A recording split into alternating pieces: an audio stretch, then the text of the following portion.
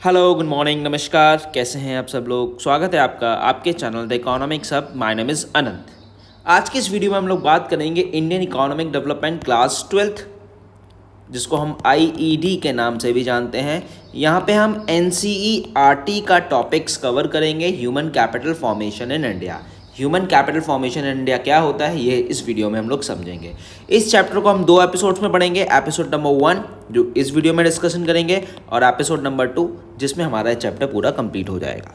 ठीक है, तो आइए जल्दी से स्टार्ट करते हैं human capital formation in India. अगर अभी तक आपने मेरा चैनल सब्सक्राइब नहीं किया है तो प्लीज़ प्लीज़ प्लीज़ मुझे सपोर्ट करें और द इकोनॉमिक्स हब यूट्यूब पे सर्च करके मुझे सब्सक्राइब करें।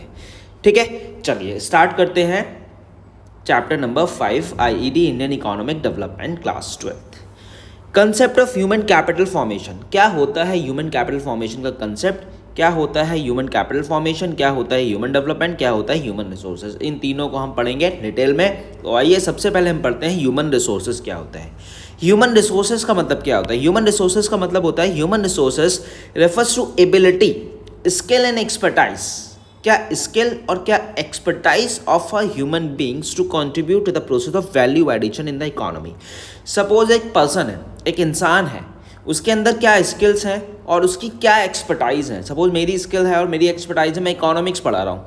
आपकी भी कोई ना कोई स्किल होगी। आपकी स्किल है आप बहुत अच्छी कुकिंग करते हैं, आपकी स्किल है आप बहुत अच्छे साइकिल चलाते हैं, आपकी स्किल है कि आप बहुत अच्छा क्या करते हैं, एक तरीके से फोटोग्राफी करते हैं। तो हर इंसान की अपनी अपनी स्किल्स होती है और उस स्किल्स को वो क्या करता है, अपनी एक्सपर्टाइज बना लेता है, अपनी ताकत बना लेता है, और उस ताकत से वो अपनी इनकम जनरेट करता है। और इनकम जनरेट करेगा तो ऑब्वियसली जब आप इनकम जनरेट करेंगे तो उसको एक्सपेंडिचर भी करेंगे। जब इनकम जनरेट करके एक्सपेंडिचर कर रहे हैं तो उसका मतलब आप क्या कर रहे हैं, इकोनॉमी के लिए कॉन्ट्रीब्यूशन कर रहे हैं। इकोनॉमी के लिए कॉन्ट्रीब्यूशन मतलब आप जीडीपी ग्रोथ कर रहे हैं।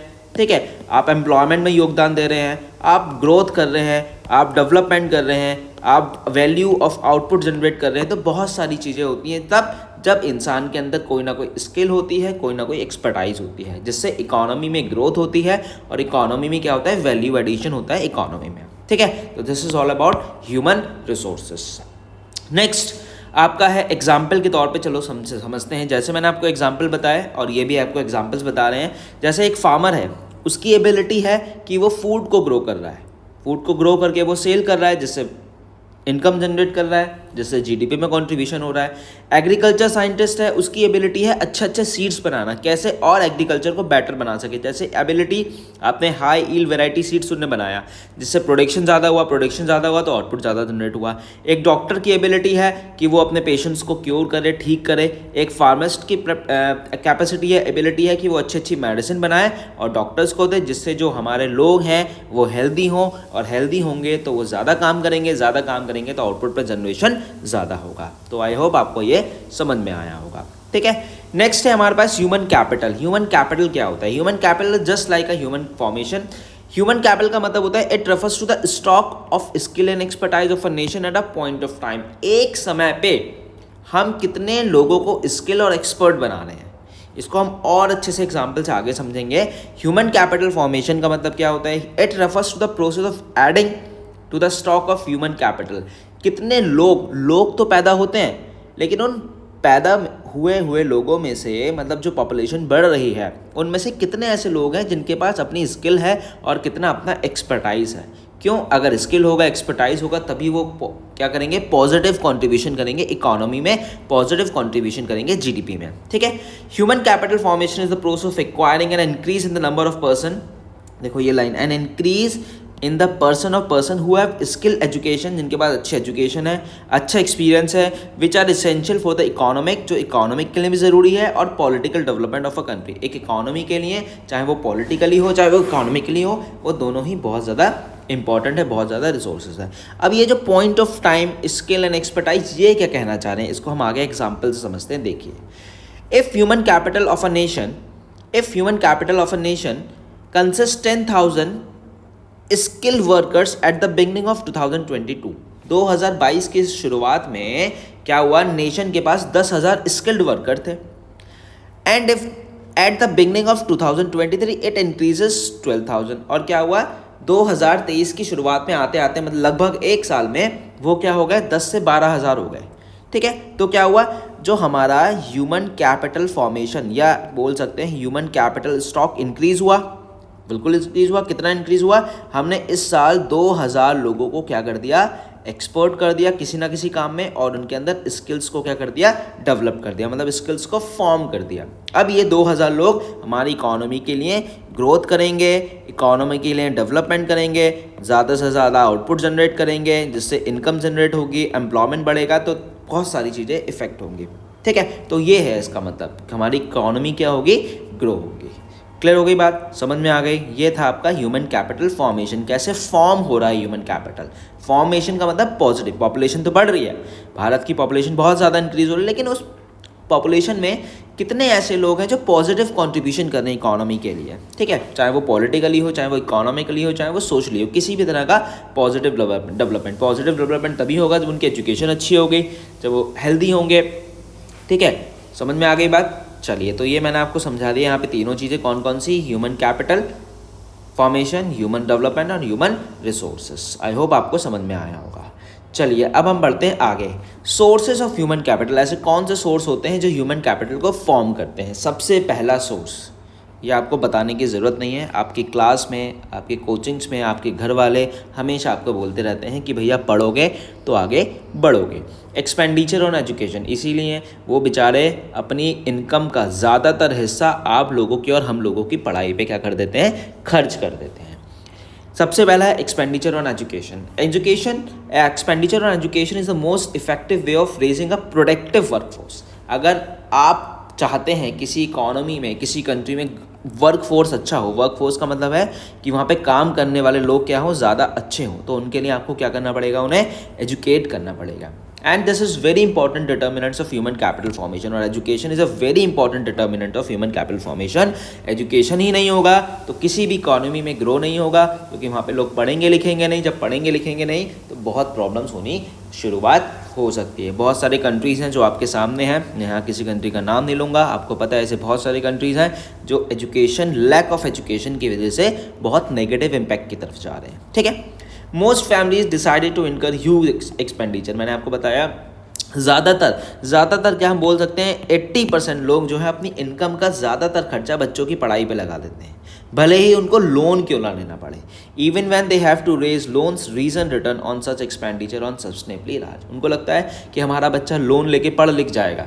उन्होंने लोन लिया, आपको पढ़ाया लिखाया, वो लोन की जो अमाउंट है ना, सपोज 20 लाख रुपए का उन्होंने लोन ले लिया एग्जाम्पल के तौर पे, क्या आप पूरे ज़िंदगी में 20 लाख रुपए नहीं कमा पाएंगे? आपकी अच्छी नौकरी लग गई तो 1 साल का पैकेज भी आपका 20 लाख से ज़्यादा का होगा।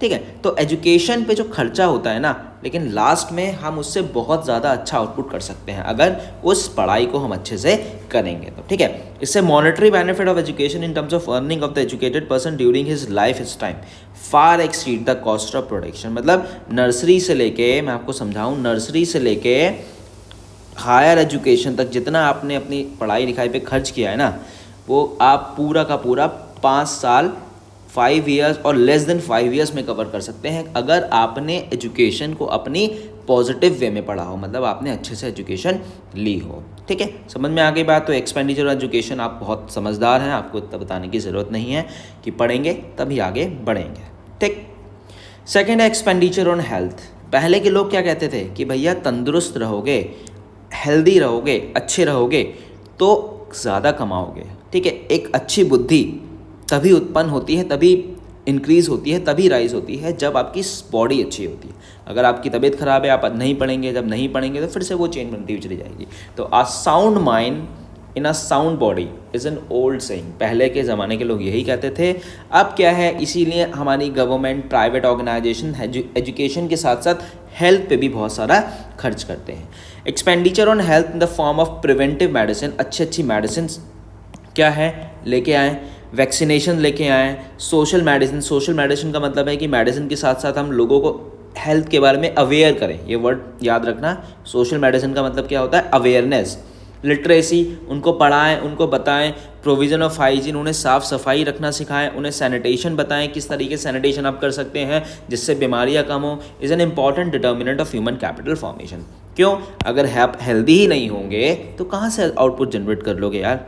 ठीक, health expenditure is directly increase in the supply of healthy labour workforce. अगर हेल्दी होगा लेबर तो वो ज़्यादा काम करेगा, जब ज़्यादा काम करेगा तो आउटपुट ज़्यादा जनरेट करेगा, ठीक है। जिससे इकोनॉमी को पॉलिटिकली और सोशली दोनों तरफ से क्या मिलेगी, हेल्प मिलेगी। क्लियर हो गया expenditure on health. Next we have on the job training. On the job training का मतलब क्या होता है, एक होता है ऑन द जॉब ट्रेनिंग और एक होता है of the job training. Of the job training और ऑन द जॉब ट्रेनिंग में दोनों में डिफरेंस मैं आपको चलो पहले बता देता हूँ। Of the job training, on the job. Of the job training होता है मतलब अभी आपने जॉब ज्वाइन नहीं किया है, आपको ट्रेनिंग के लिए भेज दिया है, this is called off the job training, ठीक है।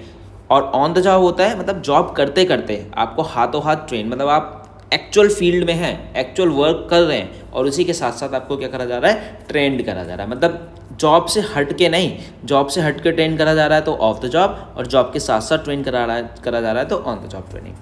On the job training health workers, ठीक है ना, to hone sharpen their specialised skill. क्यों करा जाता है, क्यों कंपनी इतना पैसा वेस्ट करती है, जिससे आप अपने काम में शार्प हो जाएं। शार्प होंगे तो आपकी इफ़िशिएंसी बढ़ेगी, इफ़िशिएंसी बढ़ेगी तो आपकी प्रोडक्टिविटी ऑटोमेटिकली क्या हो जाएगी, इंक्रीज हो जाएगी। प्रोडक्टिविटी का मतलब क्या है, आउटपुट ज़्यादा जनरेट होगा। Firm are always incline to undertake on the job training programme because return on account of enhance productivity far exceed the cost of such programme. भले ही इन प्रोग्राम्स में बहुत सारा पैसा लगता है, लेकिन इस पैसे से आप ज़्यादा क्या कर सकते हैं, अगर आप अच्छे से ट्रेंड हो गए तो आउटपुट ज़्यादा जनरेट कर सकते हैं। इसीलिए companies on the job training को तरह तरह समय समय पे क्या करती है, on the job of the job को दोनों ट्रेनिंग को क्या करती रहती हैं, इनिशिएटिव देती हैं, जिससे वर्कर्स अच्छा काम करें। वर्कर्स में भी train in the form of itself, वो भले अपने आप से हों, under the supervision of skill worker. जो भी स्किल वर्कर है उनका बॉस या जो भी सुपरवाइजर है उसकी देख रेख में, सुपरविजन देख रेख में काम करें। जो भी उसकी गलती है वो हाथों हाथ उसे समझा रहा है, बता रहा है, जिससे क्या हो रहा है, वो अच्छे से काम को कर पा रहे हैं। और क्या होता है, वर्कर्स में भी send for some off campus, जैसे मैंने आपको बताया ऑफ कैंपस पे भेज देते हैं। जॉब कर रहा है लेकिन 10 दिन की ट्रेनिंग पे भेज दिया, जैसे बैंकों में होता है 10 दिन की ट्रेनिंग पे जाओ, अपनी नई नई चीज़ें सीख के आओ, जिससे आउटपुट और ज़्यादा जनरेट हो सकता है, ठीक है। Expenditure on such training programme therefore is yet another determinant of human capital formation. ये भी एक ह्यूमन कैपिटल फॉर्मेशन का बहुत इंपॉर्टेंट पार्ट है। जिस तरह से हेल्थ, जिस तरह से एजुकेशन, और उसी तरह से ऑन द जॉब ट्रेनिंग भी एक बहुत इंपॉर्टेंट पार्ट है ह्यूमन कैपिटल को फॉर्म करने का।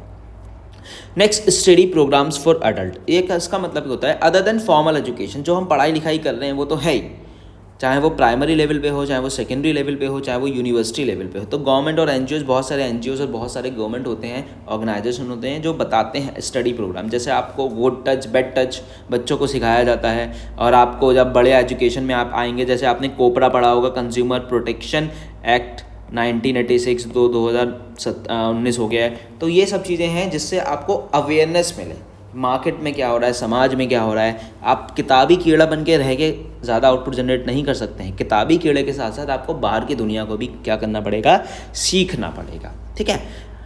इसीलिए बोला जाता है कि अच्छा पढ़ो, अच्छा देखो, जिससे आपका आउटपुट ज़्यादा जनरेट हो, इंडिविजुअल भी हो और कंपनी का भी हो। नेक्स्ट है माइग्रेशन। माइग्रेशन का मतलब पता है आप सबको क्या होता है। माइग्रेशन का मतलब देखो, ये लोग हैं अपना सामान लेके जा रहे हैं बाहर। माइग्रेशन का मतलब क्या होता है, migration with in the country भी होता है, माइग्रेशन आउटसाइड द कंट्री भी होता है। मतलब आप मुरादाबाद में रह रहे हैं, मुरादाबाद से आप लखनऊ चले गए जॉब करने के लिए, लखनऊ से दिल्ली चले गए, दिल्ली से गुड़गांव चले गए, तो ये भी एक माइग्रेशन है। और माइग्रेशन इंडिया से आप यूएस चले गए, यूएस से चाइना चले गए, इंडिया से कहीं और चले गए, this is called out country migration.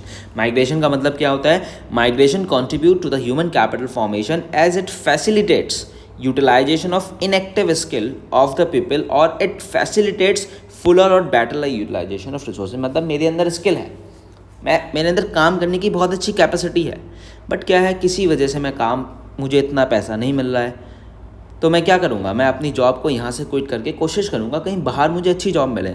जब मेरी काबिलियत के हिसाब से, जब मेरे पैशन के हिसाब से मुझे यहाँ काम नहीं मिल रहा है, मेरी इनकम इतनी नहीं मिल रही है, तो मैं क्यों जॉब करूँगा। मुझे माइग्रेट होना पड़ेगा ना, एक जगह से दूसरी जगह जाना पड़ेगा ना। Yet people migrate in search of better job, जैसा मैं बता रहा हूँ, बेटर जॉब अपॉर्चुनिटीज़ के लिए, because gain of migration in terms of higher salary are greater than the cost of migration. भले ही आपका पैसा खर्च होगा माइग्रेशन में, आप किराए पे घर लेंगे, खाना बनाने वाला लेंगे, झाड़ू पोंछे करने वाला लेंगे, एग्जाम्पल के तौर पे मैं आपको बता रहा हूँ, लेकिन आपकी सैलरी इन सबको अगर मिलाएंगे तो बहुत ज़्यादा होगी, ठीक है। तो इसलिए माइग्रेशन क्या होता है, ज़रूरी होता है, इकोनॉमी के लिए भी और आपके लिए भी। आप स्किल्ड हैं, आप जाना नहीं चाह रहे हैं, तो आपका स्किल होने का क्या फ़ायदा, आपका पढ़ा लिखा होने का क्या फ़ायदा। जैसे कुछ के घर वाले होते हैं उसे जाने नहीं देते हैं, बहुत प्यार होता है, ठीक है, बट एक इकोनॉमिकली और इमोशनली पॉइंट ऑफ व्यू से हम सोचेंगे ना, दोनों चीज़ें बहुत ज़्यादा डिफरेंट होती हैं, ठीक। Implying that migration lead to human capital formation through full और बेटर यूटिलाइजेशन ऑफ स्किल। आप अपनी स्किल्स का, अपनी काबिलियत का अब बेटर यूटिलाइजेशन कर सकते हैं। कब? जब आपको आपके हिसाब से क्या मिलेगी? जॉब मिलेगी। This is called all about migration, ठीक है।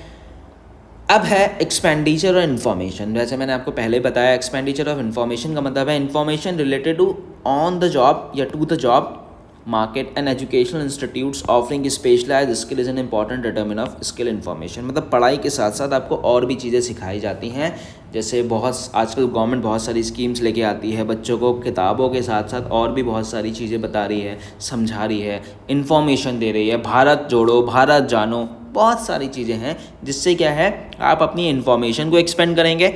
आप अपनी इन्फॉर्मेशन को एक्सपेंड चाहें यूट्यूब के थ्रू कर सकते हैं, आप इंस्टा के थ्रू कर सकते हैं, बहुत सारे सोर्सेज हैं अपनी इन्फॉर्मेशन को एक्सपेंड करने के लिए, ठीक है। इन्फॉर्मेशन पॉजिटिव लेनी है और उस पॉजिटिव इन्फॉर्मेशन से हमें अपनी पर्सनल लाइफ में, पर्सनल जॉब में, इंडिविजुअल ऑर्गेनाइजेशन के लिए हमें क्या करना है? अच्छा आउटपुट जनरेट करना है, ठीक है। तो this is called expenditure on education. Accordingly expenditure on information is another determinant of human capital formation. अगर इन्फॉर्मेशन अच्छी होगी, आपको नॉलेज अच्छी होगी, तो आप इंडिविजुअल तो गेन करेंगे, इंडिविजुअल गेन के साथ साथ आप अपने देश के लिए भी क्या करेंगे? ह्यूमन कैपिटल को फॉर्म करेंगे, मतलब अपनी नॉलेज को एक्सपेंड करने के साथ साथ। क्लियर हो गया? तो ये था आपका expenditure on education, expenditure on source. ये हमने पढ़े सोर्स ऑफ ह्यूमन कैपिटल कौन कौन से हैं। एक्सपेंडिचर ऑन एजुकेशन आप अपनी नोटबुक में से चाहो तो हाथों हाथ लिख भी सकते हो, इसका पीपीटीज भी आप मुझसे ले सकते हो मेरे इंस्टाग्राम पे मुझे फॉलो करके या मुझे इंस्टाग्राम पे मैसेज करके, ठीक है। सेकंड है एक्सपेंडिचर ऑन हेल्थ, थर्ड है on the job training, fourth है study programme for adult, fifth है माइग्रेशन और सिक्स्थ है एक्सपेंडिचर ऑन इन्फॉर्मेशन, ठीक है। तो ये हमने पढ़ा क्या? ये हमने पढ़ा सोर्सेज ऑफ इन्फॉर्मेशन, मतलब sources of human capital formation. अब हम पढ़ देंगे human capital formation and economic growth. Economic growth कैसे बढ़ेगी ह्यूमन कैपिटल फॉर्मेशन से? Significance of human capital formation, क्या इसके सिग्निफिकेंस होते हैं? सबसे पहला है change in emotional and material environment of growth. सीधी सी बात है, एक पढ़े लिखे इंसान की बुद्धि में ना और एक अनपढ़ इंसान की बुद्धि में बहुत फ़र्क होता है। अनपढ़ मतलब क्या है? अनपढ़, यहाँ पे अनपढ़ का मतलब ये नहीं है जिसने किताबें नहीं पढ़ी हैं, उनको भी बहुत नॉलेज है आज के टाइम में, भले ही वो यूट्यूब, फेसबुक, इंस्टा कहीं से भी लें, ठीक है। लेकिन क्या होता है, एक पढ़ा लिखा इंसान होता है ना, उसका इमोशनली मटेरियल एनवायरनमेंट चेंज हो जाता है, ठीक। जैसे आप पढ़े लिखे, सपोज मेरे घर वाले ज़्यादा पढ़े लिखे नहीं हैं, मैं पढ़ा लिखा हूँ, तो मैं अपने घर वालों, अपने साथ साथ उनको भी नॉलेज दूंगा, मैं उनको बताऊंगा, उनको जो चीज़ें नहीं पता है मैं उनको सिखाऊंगा। तो ये उनका काम नहीं है, उनका काम था आपको पढ़ाना, लेकिन हमारा काम क्या है? हम अपने इमोशन को अच्छे से लेके आएँ, पॉजिटिव इमोशंस लेके आएँ और उन इमोशंस को अपने आसपास के लोगों में स्प्रेड करें, उनको जागरूक करें, उनको अवेयर करें, ठीक है। तो change in emotional and material environment of growth, आपकी ऑटोमेटिकली मेंटालिटी चेंज हो जाएगी जब आप पढ़ लिख जाएंगे। Emotional environment comes conducive of growth as people tend to acquire growth oriented attitude and aspiration। अब क्या होगा, आप पढ़े लिखेंगे ना तो आप सोचेंगे मैं यहाँ से नॉलेज लूँ, यहाँ से नॉलेज लूँ, और मैं अपने एटीट्यूड को कैसे सुधार सकता हूँ, और मैं क्या कर सकता हूँ, ठीक है।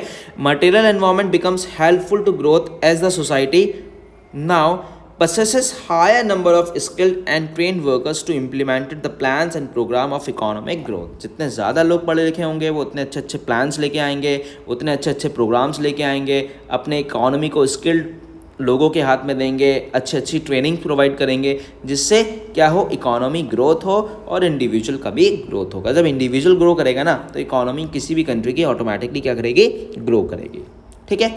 सेकेंड है higher productivity of physical capital. अब क्या होगा, एक इंसान है जिसको बिल्कुल भी नॉलेज नहीं है, आपने उसे मशीन चलाने के लिए दे दी, ठीक है, तो वो मशीन चला तो लेगा, लेकिन एक्चुअल में उसका जितना आउटपुट जनरेट करना चाहिए वो उतना जनरेट नहीं कर पाएगा। क्यों? क्योंकि उसे नॉलेज नहीं है मशीन के बारे में।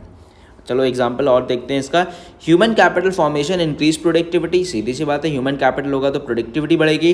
फिजिकल कैपिटल स्पेशलाइज इंजीनियर्स होंगे, स्किल वर्कर होंगे, जिससे क्या होगा, कैन सर्टेनली हैंडल मशीन, जो मशीन्स को अच्छे से हैंडल करेंगे, बेटर देन द अदर, वो मशीन को ज़्यादा अच्छे से हैंडल करेंगे। कौन से लोग? Specialise better than the other. जिसको मशीन के बारे में बिल्कुल नॉलेज नहीं है वो आउटपुट उस मशीन से कम जनरेट करेगा, और जिसको मशीन के बारे में अच्छी नॉलेज है वो आउटपुट क्या करेगा? ज़्यादा जनरेट करेगा। It enhance productivity and accelerate pace of growth. इससे क्या होगा? इससे आउटपुट जनरेट होगा, प्रोडक्टिविटी बढ़ेगी और इकोनॉमी क्या करेगी? ग्रो करेगी। Human capital formation give birth to innovation.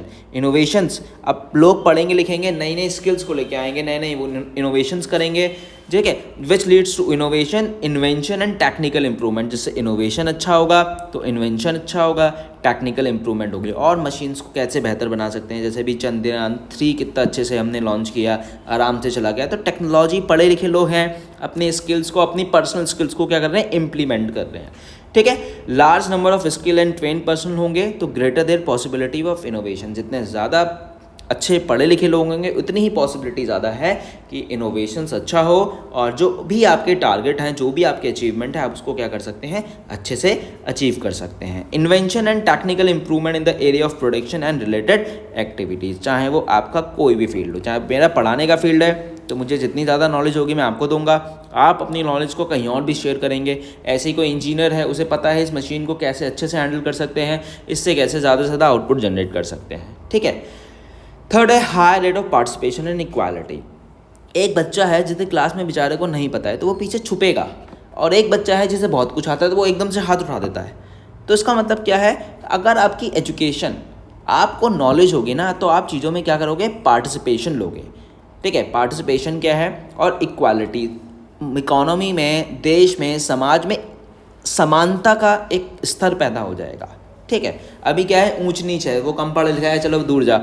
अब हम अपने पढ़े लिखे दोस्तों के साथ अपने ज़्यादा अच्छे रिलेशन बनाना चाहते हैं, जो नहीं पढ़े लिखे हैं उसके साथ कम बनाना चाहते हैं। आपने देखा होगा, घर वालों को भी देखा होगा, ठीक है। तो इसीलिए कहते हैं पढ़ो लिख लो, जिससे जो रिश्तेदार आपसे नहीं भी बात करते थे वो भी आपसे बात करेंगे। ऐसा होता ही नहीं होता है, ठीक है। चलो, by enhancing productive capacities of the labour force, human capital formation induce greater employment. सीधी सी बात है, ह्यूमन कैपिटल अच्छा होगा तो एम्प्लॉयमेंट के चांसेस भी ज़्यादा होंगे। This increase the rate of participation, percentage of labour force participating in the process of productive. जो लेबर है वो प्रोडक्शन में हेल्प करेगी, और एम्प्लॉयमेंट ऑटोमेटिकली क्या हो जाएगा? आपका बढ़ जाएगा, ठीक है। Higher the rate of participation, जितना ज़्यादा रेट ऑफ पार्टिसिपेशन होगा उतना ही क्या होगा? Degree of economic and social equality समाज में बढ़ेगी, ठीक है। पार्टिसिपेशन ज़्यादा अच्छा होगा, मतलब मैं आपको एग्जाम्पल के तौर पे बताऊँ, ए है, बी है, सी है, डी है। ए बी पढ़े लिखे हैं, सी भी पढ़ा लिखा है, डी बेचारा ज़्यादा पढ़ा लिखा नहीं है। तो ए बी सी तो कंट्रीब्यूशन करेंगे चीज़ों में, लेकिन डी जो है वो डाउनफॉल में जाएगा। तो हम चाहते हैं कि डी भी पढ़े लिखे और डी भी क्या हो? ए बी सी डी के साथ क्या करे? अपने आप को आगे लेके आए और चीज़ों में कंट्रीब्यूट करे, ठीक है। चलो, इसको एक चेन से हम समझते हैं क्या कहना चाह रहा है। Human capital formation chain effect. देखो, ह्यूमन कैपिटल फॉर्मेशन होगा मतलब increase in the stock of human capital हुआ, जिससे क्या होगा? Better utilisation of human capital. आप लोगों का अच्छे से यूटिलाइजेशन कर सकते हैं, जिसकी वजह से प्रोडक्टिविटी बढ़ेगी। जब प्रोडक्टिविटी बढ़ेगी तो जीडीपी ऑटोमेटिकली हमारी ग्रोथ होगी, लोग ज़्यादा से ज़्यादा पार्टिसिपेट करेंगे किसी भी काम में। हाई लेवल ऑफ इनकम होगा लोगों का। जब लोगों का हाई लेवल ऑफ इनकम होगा, जब इनकम बढ़ी तो लोग क्या करेंगे? अपनी एजुकेशन और हेल्थ पे ज़्यादा पैसा खर्च करेंगे। जब एजुकेशन अच्छी होगी, जब हेल्थ अच्छी होगी, तो फिर से increase in stock of human capital होगा। कहते हैं ना कि तुम पढ़ लिख लो, अपने बच्चों को अच्छा पढ़ा लोगे। क्यों ऐसा कहते हैं? इसीलिए कहते हैं कि अपनी तबीयत अच्छी रखो, आप अच्छा काम करोगे, अच्छे पढ़ोगे लिखोगे, ठीक है। तो this is all about human capital formation. तो इस वीडियो में हमने इन चीज़ों को समझा, और कैसी लगी आपको वीडियो प्लीज़ मुझे कमेंट करके ज़रूर बताएं। अगर अभी तक आपने मेरा चैनल सब्सक्राइब नहीं है तो प्लीज़ मुझे यूट्यूब पे जाके सब्सक्राइब करें। मुझे कमेंट करके ज़रूर बताएं आपको वीडियो कैसी लगी, और आपके कोई डाउट है तो आप मेरे इस इंस्टाग्राम पेज पे मुझसे सीधा डायरेक्ट मैसेज करके इसकी PDF भी ले सकते हैं, या आपके कोई भी डाउट है माइक्रो में, स्टैटिस्टिक्स में, मैक्रो में, ID, तो आप मुझसे कंसल्ट कर सकते हैं, ठीक है। चलिए, मिलते हैं एपिसोड नंबर 2 की इस वीडियो में। जब तक के लिए आपको नमस्कार, धन्यवाद, थैंक यू सो मच।